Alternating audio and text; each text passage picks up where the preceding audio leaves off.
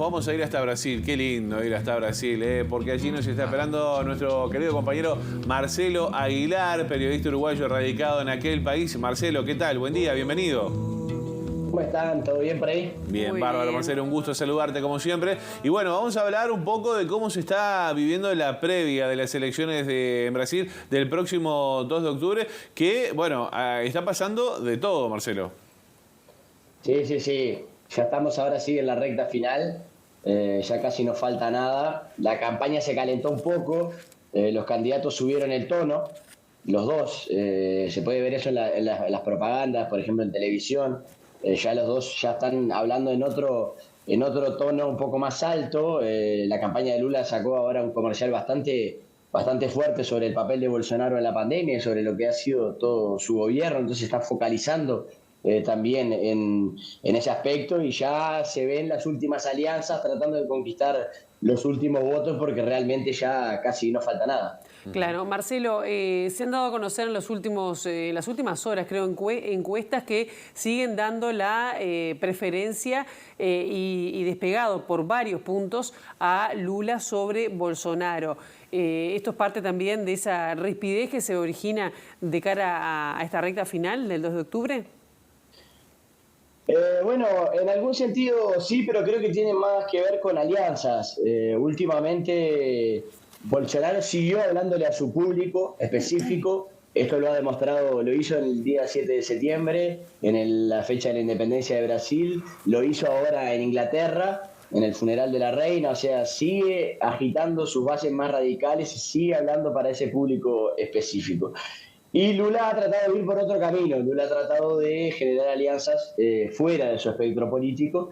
Eso quedó muy claro en esta reunión que hubo el lunes, en la que Lula se reunió con expresidenciables, entre ellos Marina Silva, que ya fue candidata, que fue ministra de Ambiente de su gobierno, que fue candidata a presidenta también, pero es una política que tiene muchísima llegada dentro del público evangélico, que es un público al que Lula precisa conquistar todavía. Está bastante atrás de Bolsonaro en esa parte del electorado, y que tiene mucho apelo también en los ambientalistas. Entonces ahí, por ese lado, Lula dio ese mensaje. Por otro, participó también de esa reunión Enrique Meireles, que fue presidente del Banco Central durante el gobierno de Lula, durante unos 8 años, y que es un político que le da muchísima tranquilidad al mercado. El mercado lo ama a Meireles.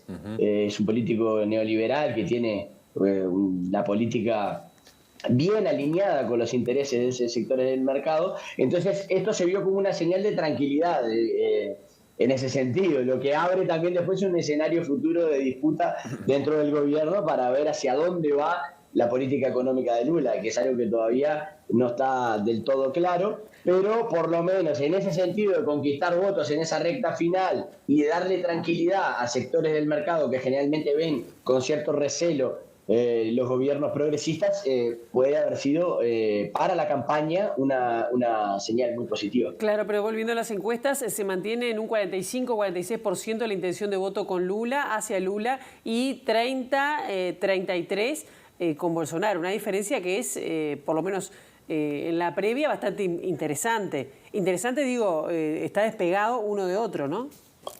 Sí, hay bastante diferencia. En ese sentido, Lula por ahora ganaría los dos escenarios, estaría arriba, por más de que no llegue a conquistar la presidencia en la primera vuelta, ya también estaría con bastante diferencia, y en caso de una segunda vuelta ganaría con bastante aire. Eso hasta ahora, eso es lo concreto que hay, lo que podemos decir en relación a todas las encuestas que han salido. En esto hay consenso, o sea, todas las diferentes encuestadoras han dado una tendencia similar. Claro. Marcelo, en el marco de esta recta final, como decíamos, y los movimientos que están haciendo los candidatos para, bueno, conseguir las últimas adhesiones, el PT, por ejemplo, empezó a hablar más fuerte del voto útil. ¿Qué es eso? Contanos un poco. Sí, la cuestión del voto útil se ha vuelto el principal objetivo de campaña, porque bueno, responde en este sentido a eso que veníamos hablando ya desde hace bastante tiempo, desde el inicio de la campaña, la completa deshidratación de esa tercera vía, que era lo que anhelaban muchos sectores del mercado, obviamente, y sobre todo de los medios de comunicación, que trataron de construirla a pesar de que nítidamente no había un espacio en el electorado para esa tercera candidatura. Hubo varios políticos que ocuparon o que pasaron por ese posible lugar y no se consolidó, no se concretó esa tercera vía. Quedó muy claro desde el arranque de la campaña que iba a ser una elección dividida entre Bolsonaro y Lula. Entonces, la idea, bueno, ya que está clarísimo que esa idea de la tercera vía no cuajó, vamos a votar útilmente, o sea, vamos a hacer un voto útil para defender la democracia, para erradicar el bolsonarismo. Ese es más o menos el mensaje de lo que viene apuntando tanto la campaña de Lula como otros diferentes sectores políticos que van a la izquierda y a la derecha del electorado, porque esto no, en este caso puntual del voto útil, supera bastante el arco de influencia, digamos, petista. No es un objetivo, no es una estrategia únicamente de la campaña de Lula, sino que es una estrategia de diversos sectores políticos que están hoy en día atrás de ese arco petista, pero que no es un campo, digamos, hegemonizado por el PT, claro, ni es su área de influencia más cercana. Entonces se parece mucho más, por más de que sí promovida por la campaña del expresidente Lula, se parece mucho más a una movida ciudadana. Se ha convertido como en un movimiento para tratar de ganar, de vencer a Bolsonaro, derrotarlo en la primera vuelta. Claro, Marcelo, ¿y cómo impacta en la sociedad el hecho de esta candidatura de Lula con todo lo que ha ocurrido en estos últimos años, ¿no? Esta vuelta en escena de esta manera? Y posible victoria, ¿no? Claro, es que hay como dos cosas diferentes. Creo que por un lado está esa memoria de lo que fue su gobierno, la memoria de bonanza económica, de acceso a la universidad, en fin, todo ese recuerdo de lo que fue el gobierno de Lula. Eso tiene un apelo fuerte, los programas sociales, y por otro lado está muy viva y muy fresca la marca de lo que ha sido el gobierno Bolsonaro. Además del desastre económico, el desastre institucional, el completo descalabro de los vínculos entre los diferentes poderes, la imagen pésima a nivel internacional que el gobierno Bolsonaro ha generado. Brasil, que se venía consolidando como un agente de peso y de decisión en muchos sectores importantes de esa geopolítica internacional, y desde el punto de vista diplomático se ha convertido en una especie de paria. Nadie quiere llamar a Brasil casi que para nada, cuando Brasil siempre protagonizaba esos espacios, por ejemplo a nivel medioambiental, en fin, en esos organismos de cooperación internacional. Y por otro lado, la marca fresquísima de lo que fue la pandemia, la ausencia absoluta de cualquier característica humanística, humana del expresidente, que imitó a personas con falta de aire, que dijo que era una gripecita, todo lo que ya vimos y ya sabemos de lo que pasó. Entonces, obviamente tiene un impacto muy grande una candidatura de Lula y un posible escenario de victoria, sobre todo. Claro, sí, ¿quién no recuerda cuando Bolsonaro minimizó esto de la COVID-19 diciendo que era aquella gripeciña, ¿no? Marcelo, te propongo hacer futurología basado en lo que dicen las encuestas, porque por la tendencia, ya lo decías recién, dan como favorito a Lula da Silva. De ganar Lula, ¿va a tener un gobierno tranquilo o se puede hablar de un gobierno en disputa? Yo hablaría de un gobierno en disputa.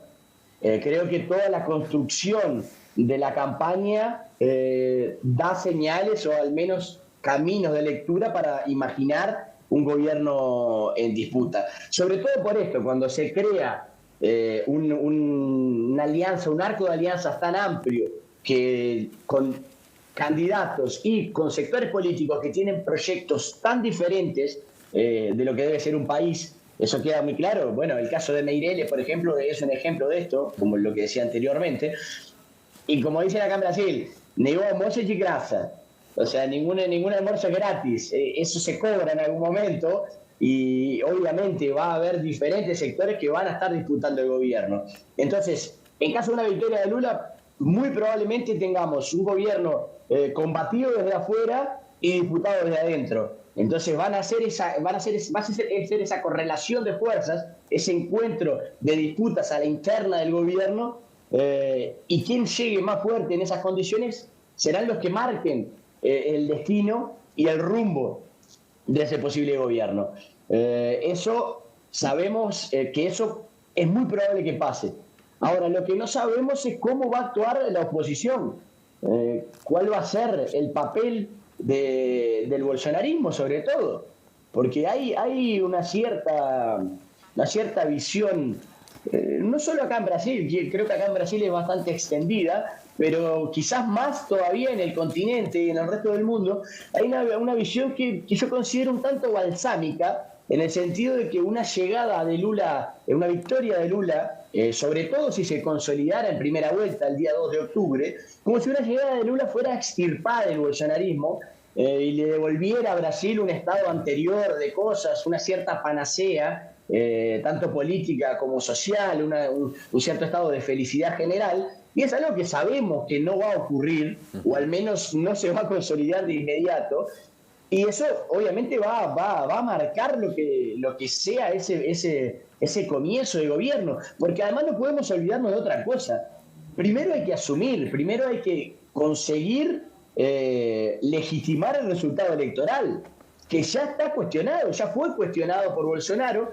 La última vez que lo cuestionó lo hizo ahora en el funeral de la reina en Inglaterra, que lo convirtió su llegada al país en un mitin político. Hubo todo tipo de embates entre bolsonaristas, inclusive entre algunos ingleses que pedían, respeto al menos al protocolo básico, claro, del duelo que había en el país. Entonces, primero hay que legitimar ese resultado, que ya fue cuestionado, porque Bolsonaro volvió a decir en Inglaterra que si él no ganaba en primera vuelta, algo muy extraño estaba pasando en el Tribunal Superior Electoral. Claro. Entonces, primero va a haber que conseguir avanzar en caso de victoria hacia la consolidación del resultado electoral y de asumir el gobierno. Y después, de ahí para adelante, empezarán todo otro abanico gigantesco de desafíos para un eventual gobierno progresista. Está muy bien. Bueno, más que completo el informe, como siempre, Marcelo. Vamos a estar atentos a lo que pase antes del 2